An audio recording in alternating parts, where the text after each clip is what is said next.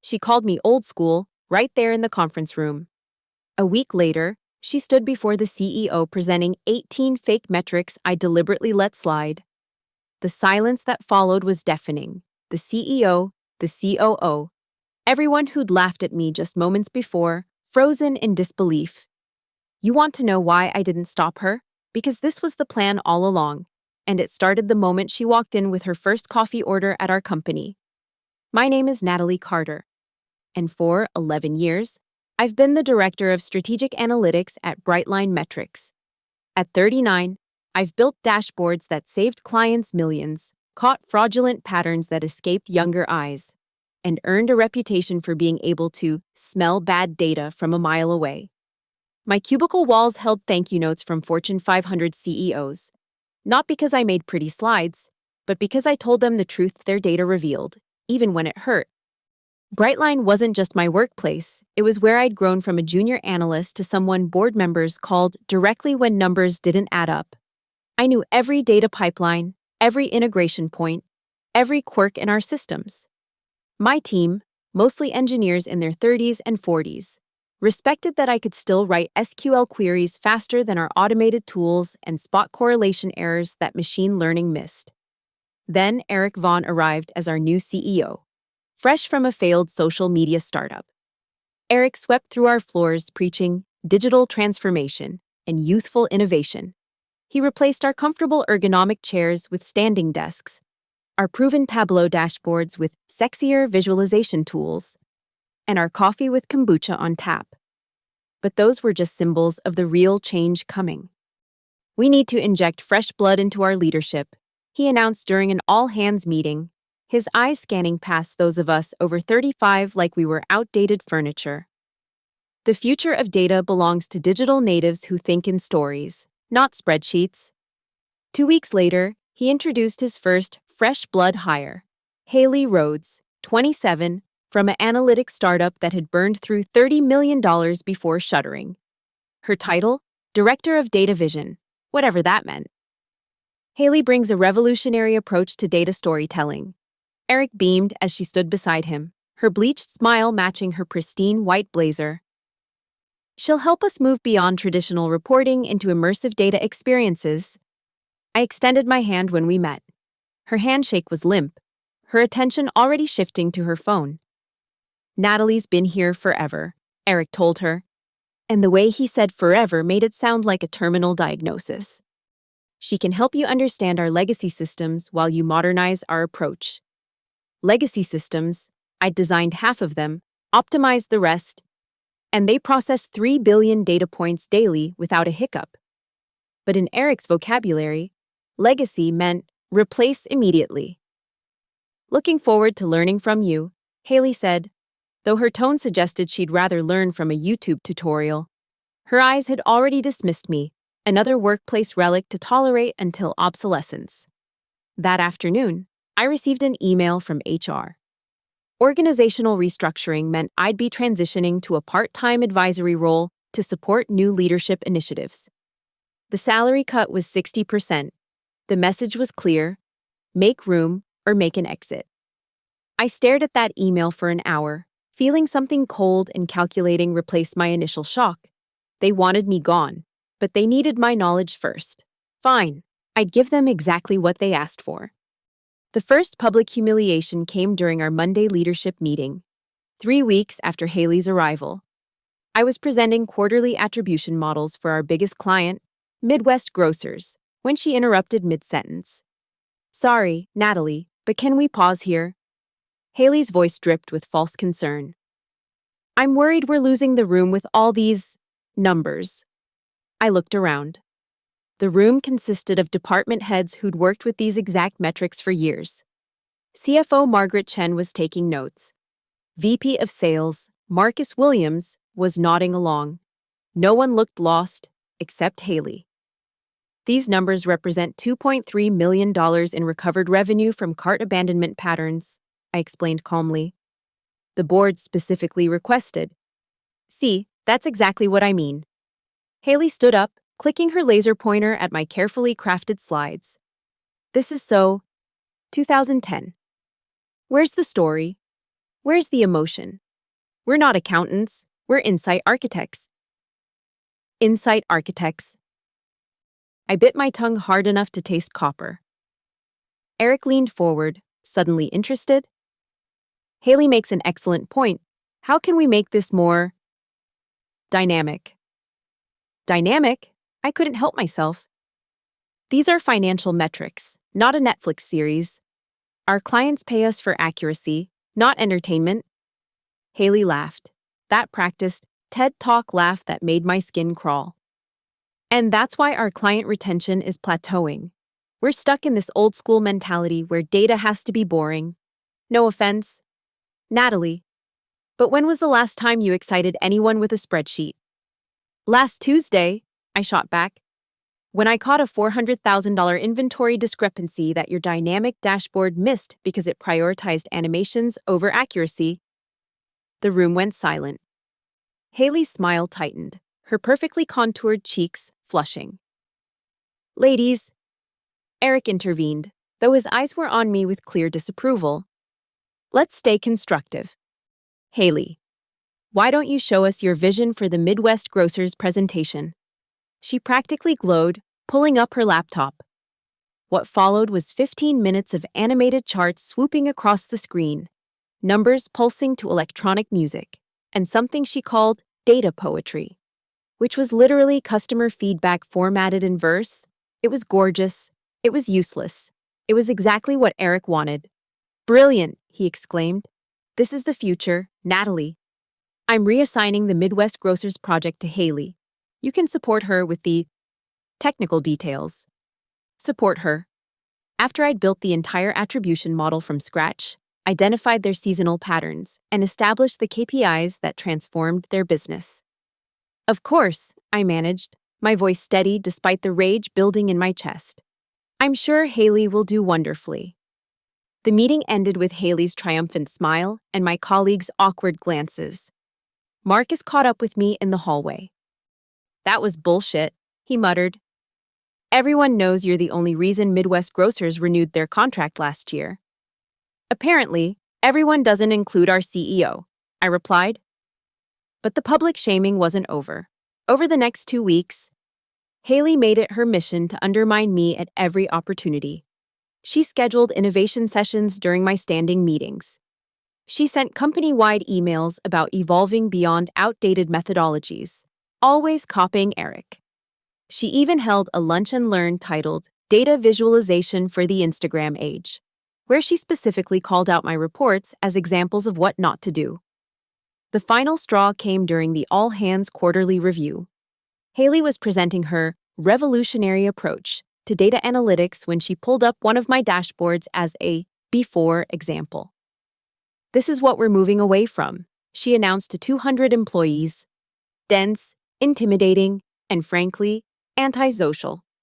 Data should invite people in, not scare them away.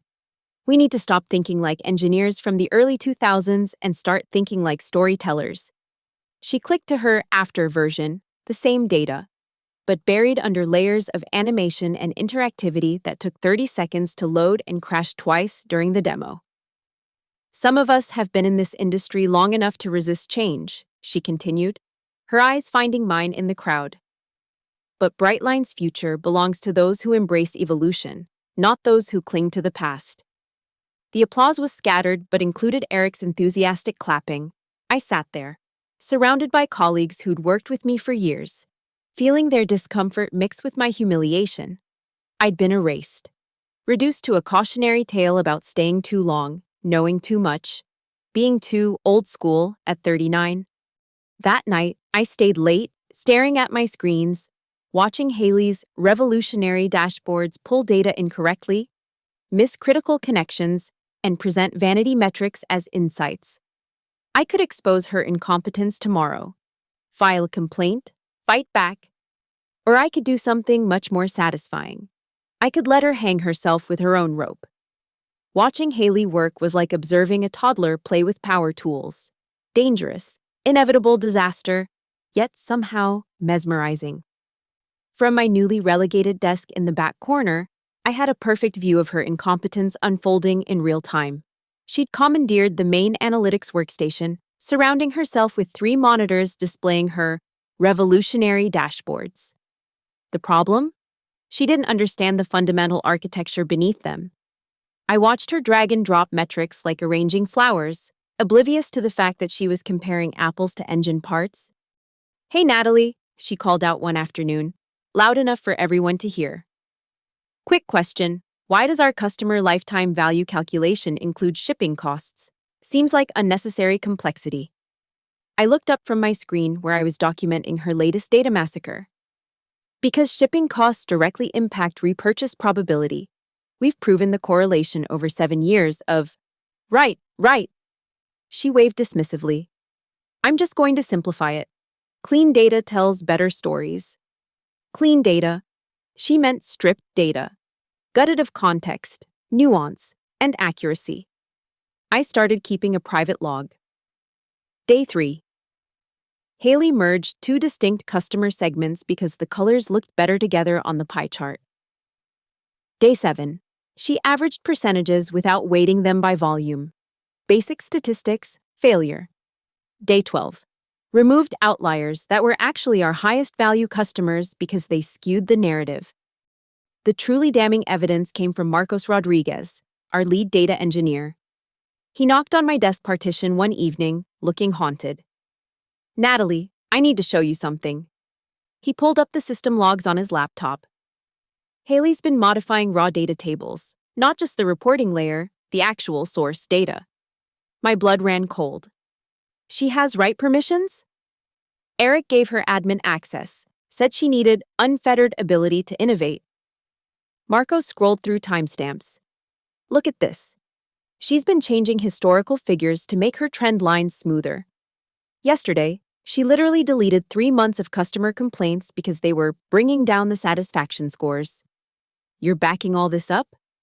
"Every keystroke," he confirmed. "But Natalie, I report to her now. If I flag this..." "Don't," I said quickly.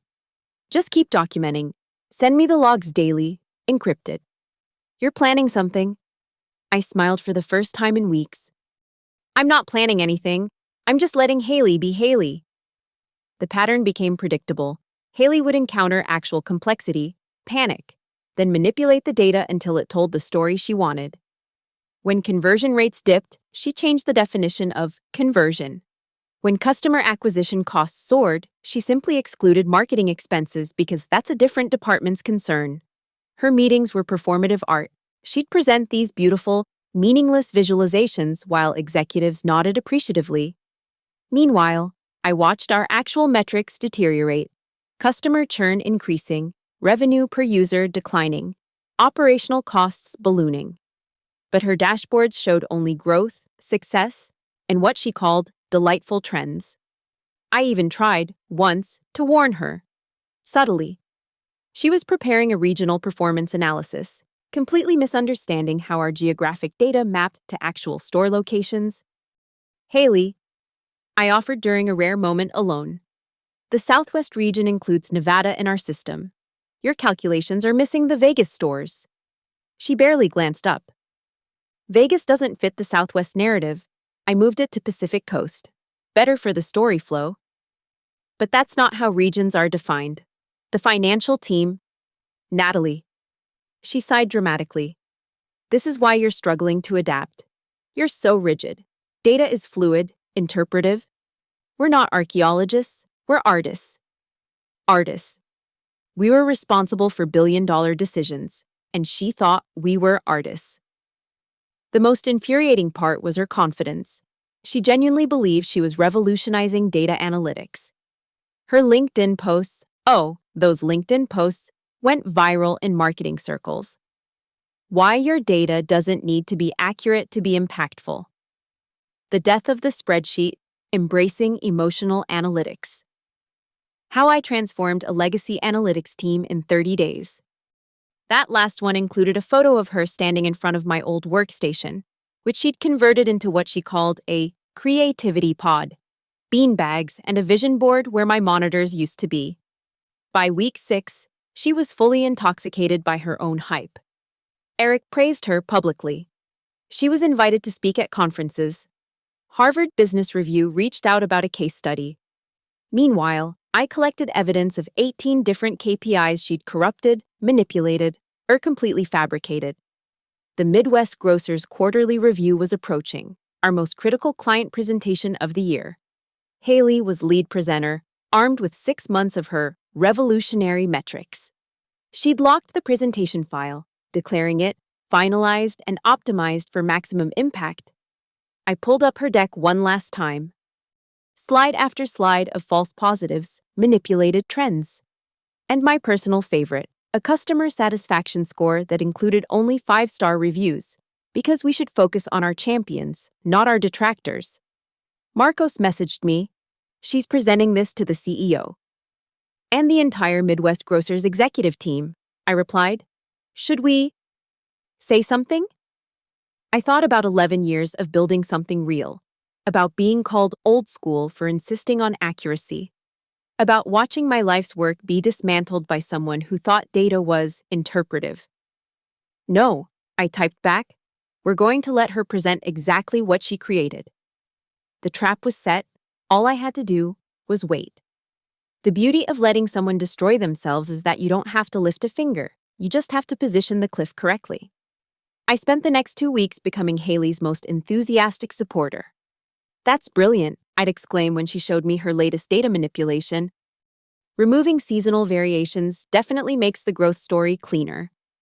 See, you're finally getting it, she'd beam, mistaking my sarcasm for surrender. My emails to her became masterclasses in corporate doublespeak. Haley, your approach to the customer churn metric is certainly creative. Excluding customers who left for competitors because they were never really ours is an interesting perspective. I'm sure the board will find it memorable. She forwarded that email to Eric with a note. Even Natalie's coming around to modern thinking. The key was to phrase everything as enthusiasm while creating a clear paper trail. When she decided to combine 3 different revenue streams into one unified growth metric, I responded in writing, fascinating methodology, merging subscription, one-time purchases, and projected revenue into a single KPI will certainly simplify the narrative. I've noted that this represents a departure from GAAP standards. But you're right, storytelling trumps tradition. She never caught the warnings embedded in my support. Her ego had grown too large to see anything but agreement. Marcus became my silent partner in documentation. We met every Thursday at a coffee shop 10 blocks from the office, where he'd transfer the week's logs to my personal drive. She changed the definition of active user again. He reported one week. Now it includes anyone who's ever downloaded our app, even if they uninstalled it immediately. Of course she did, I muttered, adding it to my growing file. What's our actual active user count? Down 12% quarter over quarter, but her dashboard shows 40% growth. How does she reconcile the discrepancy? Marcus laughed bitterly. She deleted the original calculation. Says it was cluttering the system. The most satisfying part was watching other departments slowly realize something was wrong. Janet from finance called me privately. Natalie, these numbers Haley's sending don't match our revenue records. When I asked her about it, she said I was looking at outdated paradigms. I'm sure Haley knows what she's doing, I replied carefully. She's revolutionizing how we think about data.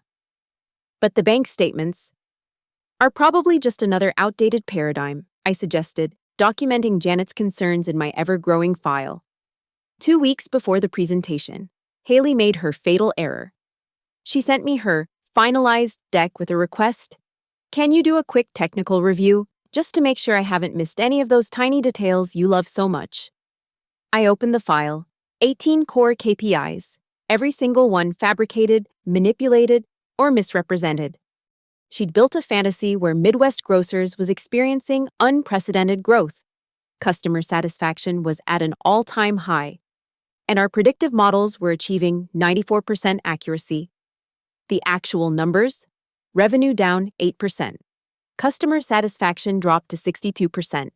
Model accuracy hovering at 41%, worse than a coin flip. I crafted my response carefully. Haley, I've reviewed your deck thoroughly. Your narrative is certainly compelling. I notice you've taken some creative liberties with traditional metrics. For instance, defining customer satisfaction as absence of formal complaints rather than survey scores. Bold choice. I'm attaching my technical notes for your records, but I understand if you prefer to proceed with your vision. After all, you're the director of data vision. I attached a detailed document outlining every false metric, every manipulation, every violation of basic statistical principles. Not to stop her, but to prove I'd warned her. She replied within minutes, "Thanks for the notes. I'll file them with the other legacy documentation. Can't wait for everyone to see the future of analytics in action." Perfect. She just confirmed receiving my warnings and choosing to ignore them. I scheduled a dental appointment for presentation day. A convenient excuse to be in the building, but not in the meeting.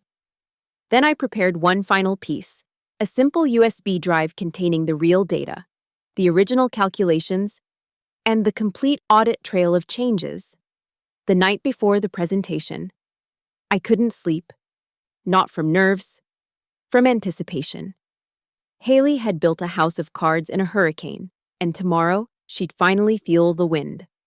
I thought about sending one last warning, a final chance for redemption. Then I remembered her words.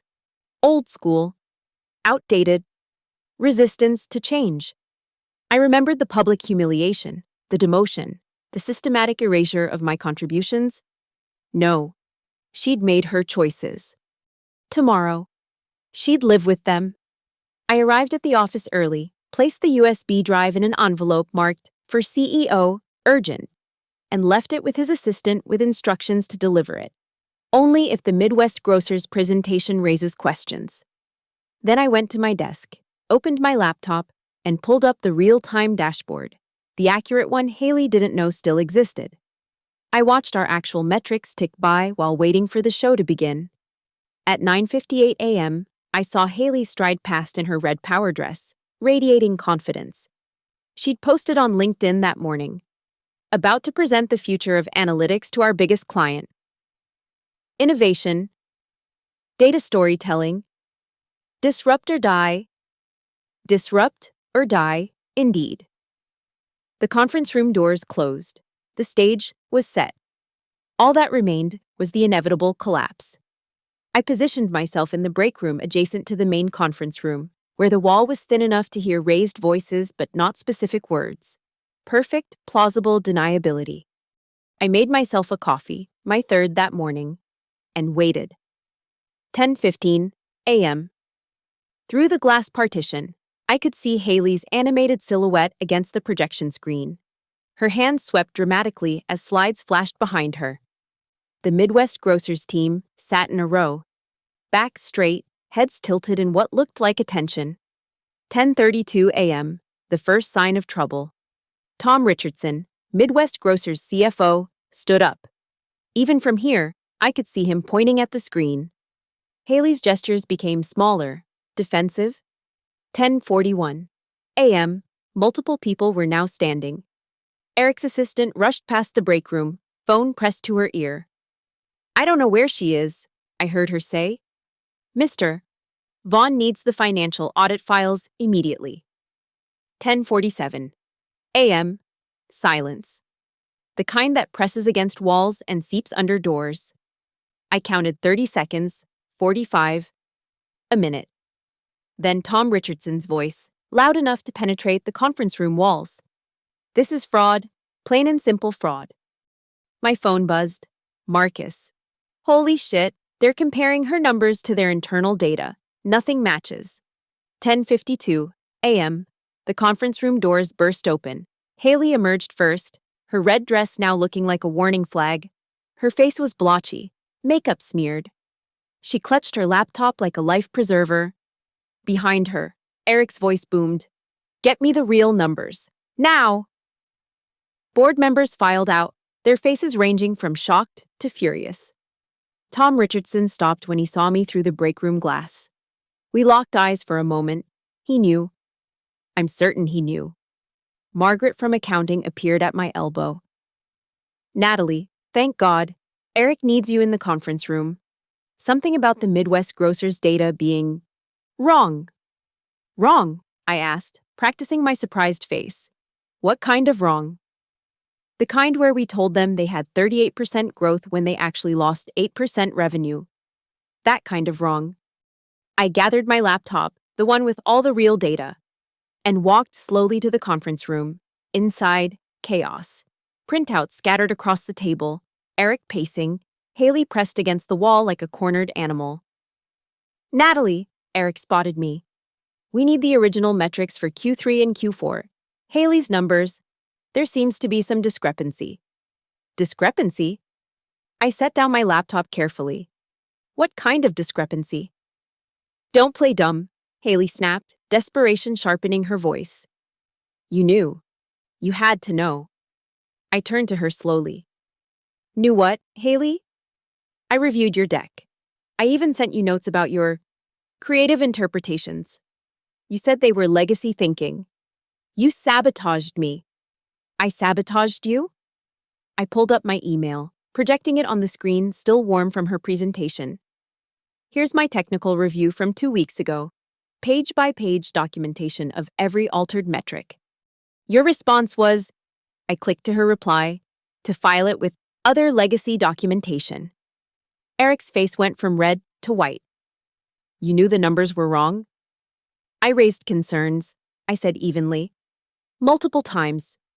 In writing, Haley assured me she was revolutionizing analytics. Who was I to question the director of data vision? I opened my laptop, pulling up the real dashboard. Clean. Accurate. Devastating. Here's our actual performance, I began, my voice steady as a news anchor. Customer churn, up 12%, revenue, down 8%, cart abandonment, increased by 22%, our predictive model accuracy, 41%, not the 94% Haley reported. Each number landed like a physical blow. Tom Richardson leaned forward. How long have these been the real numbers? Always, I replied. These metrics haven't changed. Only their presentation has. This is a setup. Haley's voice cracked. She fed me false data. I fed you nothing, I said quietly. I gave you full access to our systems. You chose to modify the data to fit your narratives. Marcos can confirm every change you made. He has the logs. Eric's assistant appeared with my envelope. Sir, this was left for you this morning. Marked urgent. He ripped it open, the USB drive falling onto the table. I watched him plug it in, his face cycling through confusion, understanding, and rage as he scrolled through the audit trail. You changed the source data? His voice was barely a whisper, aimed at Haley. You actually altered our core databases? I was making it better, cleaner, more compelling. You were lying, Tom Richardson said flatly. To us, to your board, to everyone. Haley turned to me, tears streaming. You could have stopped me? Why didn't you stop me? I met her gaze steadily. Stop you from what? Being revolutionary? Disrupting the old school way? You made it very clear that my input wasn't welcome in your modern approach. You knew I'd fail. I knew you'd present exactly what you created, I corrected. Nothing more, nothing less. Eric slumped in his chair. Tom, we need to discuss. We'll discuss it with our lawyers. Tom stood. This goes beyond bad data. This is willful misrepresentation. We're reviewing our entire contract. The Midwest Grocers team filed out. Tom paused at the door, looking back at me. Natalie, we'll be in touch. The conference room emptied except for Eric, Haley, and me. The silence stretched until Eric finally spoke. Haley, clear out your desk. Security will escort you. She fled, her heels clicking rapidly down the hall. Eric and I sat in the wreckage of her presentation, surrounded by beautiful lies printed in full color. You let this happen, he said finally. I let her do exactly what you hired her to do, I replied. Revolutionize our approach, disrupt the old school, tell better stories. He had no response to that. I stood, closed my laptop, and walked to the door. You'll need someone to fix this mess. My consulting rate is $500 an hour. Minimum 6-month contract. That's triple your old salary, I smiled. That's the price of experience. You know, the thing you thought was outdated. I left him there, surrounded by Haley's fiction, finally understanding the value of boring, accurate truth. The fallout was swift and brutal. By 2 p.m., Haley's LinkedIn post about presenting the future had been deleted, but screenshots were already circulating among our industry contacts. By 3 p.m., security was escorting her out with a banker's box while she ugly cried into her phone. By 4 p.m., an emergency board meeting was convened. I didn't attend. Instead, I sat at my back corner desk, methodically documenting every metric that needed correction. Marcos worked beside me, running queries to assess the full damage. Jesus, he whistled. She altered historical data going back 18 months. Our year-over-year comparisons are completely fucked. Language, I said mildly, though I agreed with the sentiment. Sorry. Completely compromised. My phone hadn't stopped buzzing. Texts from colleagues, LinkedIn messages from industry contacts who'd heard rumors, 3 voicemails from headhunters who somehow always knew when blood was in the water. I ignored them all. At 5:47 p.m., Eric appeared at my desk. He looked like he'd aged 5 years in as many hours. The board wants to see you, he said quietly. I followed him to the executive conference room where 5 board members sat like a tribunal. Tom Richardson was there too, dialed in via video. Ms. Carter, the board chair, Patricia Huang, began. We need to understand how this happened. I'd prepared for this. I opened my laptop and walked them through 6 months of evidence, every email where I'd raised concerns, every response dismissing them as old-school thinking, the systematic dismantling of our data integrity in favor of compelling narratives. Why didn't you escalate this? One member asked. I pulled up my HR file. I did. I was told I was resistant to change and reassigned to an advisory role. You could have come to us directly. With what standing? I asked. I'd been publicly demoted for being outdated. Haley was Eric's hand-picked visionary. Would you have believed the disgruntled old-timer over the CEO's chosen innovator? Uncomfortable glances around the table. They knew I was right. Tom Richardson spoke from the screen. What would it take to fix this? 3 months minimum to restore data integrity. Another 3 to rebuild trust with your team. 6 months to establish new validation protocols so this never happens again. And you can do this? I built the original system. I can rebuild it. Patricia Huang leaned forward. What about Haley? We need to understand if this was incompetence or malice. I chose my words carefully. Haley believed data was subjective. She wasn't trying to deceive. She genuinely thought she was improving our storytelling by editing reality. The malice was in dismissing anyone who suggested otherwise. That's generous of you, Tom observed. It's accurate, I corrected, which is all I've ever tried to be. The board huddled. When they separated, Patricia spoke. Ms. Carter, we'd like to offer you the position of Chief Data Officer, full restoration of your previous responsibilities plus oversight of all analytics operations. I let the offer hang in the air. And Eric? Mr. Vaughn will be transitioning to pursue other opportunities. Another head on the pike. I felt no satisfaction in it. I need 3 things, I said. First, a written apology acknowledging that my concerns about data integrity were valid and ignored. Second, the $500 hourly consulting rate I quoted Eric for the repair work.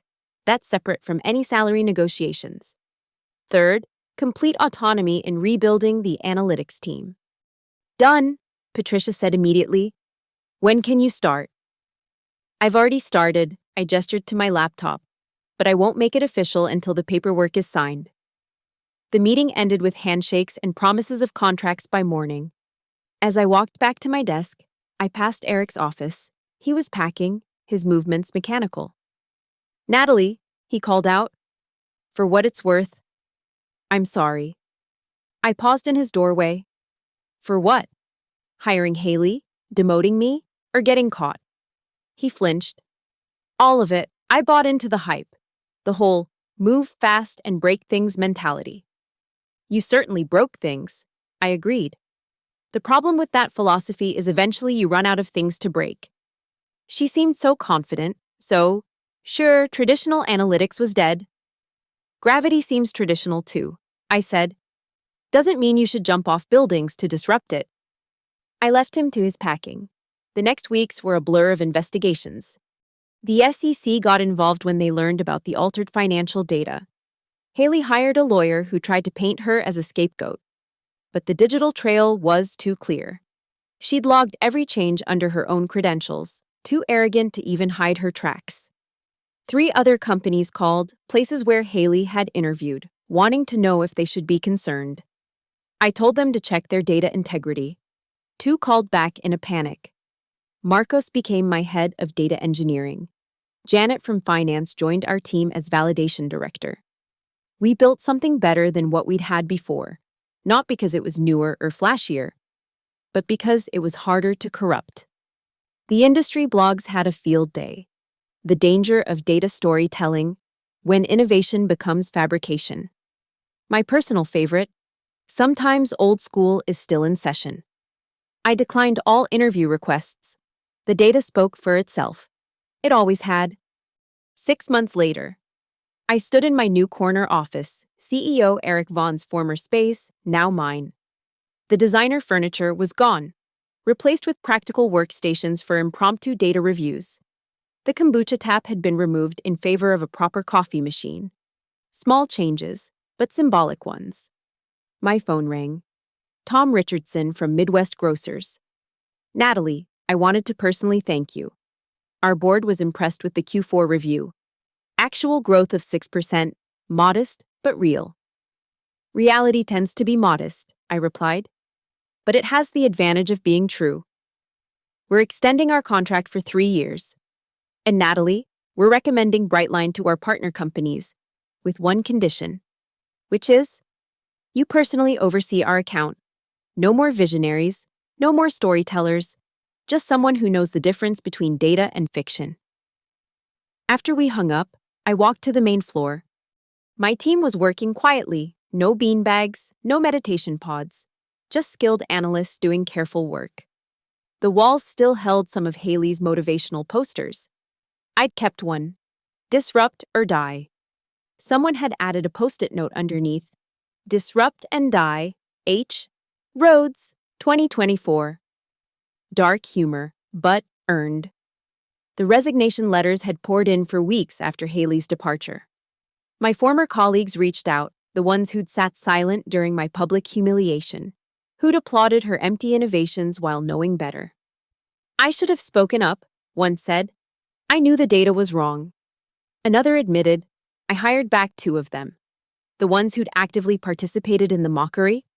Their resumes went straight to the shredder. Actions have consequences, even in the age of second chances. Haley herself had become a cautionary tale. Last I heard, she was working as a social media consultant, helping influencers optimize their narrative metrics, which seemed perfect. Actually, fiction belonged in entertainment, not enterprise analytics. A knock on my door interrupted my thoughts.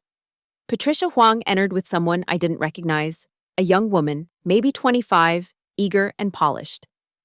Natalie, I'd like you to meet Sarah Kim. She's developed an interesting approach to predictive modeling. I thought you might want to hear her out. I studied Sarah carefully. She had that same confident energy Haley had carried, that same hunger to revolutionize everything. Ms. Carter, Sarah began, I believe traditional analytics is holding companies back. We need to embrace AI-driven insights that transcend human interpretation. Stop. I held up a hand. Before you continue, let me ask you something. What's the square root of 164? She blinked. I'd need a calculator. It's roughly 12.8. Now, if our AI model told you it was 37, what would you do? I'd trust the AI? It must have a reason. Patricia. I turned to the board chair. Thank you for thinking of us, but Ms. Kim would be better suited elsewhere. After they left, Marcos appeared in my doorway. New visionary? Same as the old visionary. Different buzzwords, same allergy to basic math. He laughed. You know they're calling you the dragon lady in tech circles? Good. Dragons guard treasure. In our case, that treasure is truth. Speaking of truth, he handed me a printout. Look at this. It was a LinkedIn post from Eric Vaughn, now CEO of a startup called Data Dreams. His tagline, "Making analytics beautiful again." Should we warn them? Marcos asked. I considered it. Then I remembered Eric watching silently as Haley called me outdated, choosing style over substance, learning nothing from the disaster he'd created. No, I decided, some lessons need to be learned firsthand. That evening, I stayed late, not because I had to, but because I wanted to. The office was quiet, just the hum of servers and the click of keyboards. Real work being done by people who understood that data wasn't a story to be told, but a truth to be discovered. My phone buzzed. A text from my daughter in college. Mom, my statistics professor used Brightline as an example today. Something about the importance of data integrity over narrative appeal. Were you involved in that? Peripherally, I typed back, allowing myself a small smile. The truth was better than any story. It always had been. Haley had called me old school, and she was right. I believed in quaint concepts like accuracy, verification, and mathematical proof. In a world drunk on disruption, I was aggressively sober. And that, it turned out, was worth more than all the revolutionary visions in the world. The office lights dimmed automatically as evening became night. I gathered my things, leaving behind the spreadsheets and algorithms for tomorrow. As I waited for the elevator, I caught my reflection in the polished doors, 40 years old, graying at the temples, and completely at peace with being exactly who I was. Old school? Perhaps. But school was still in session, and I was teaching a masterclass in patient, purposeful revenge. Sometimes the best way to destroy someone isn't to attack. It's to hand them the rope and watch them fashion their own noose. Haley had wanted to fly without understanding gravity. I simply reminded her that physics doesn't care about her narrative. Thank you for listening to this story. I'm curious.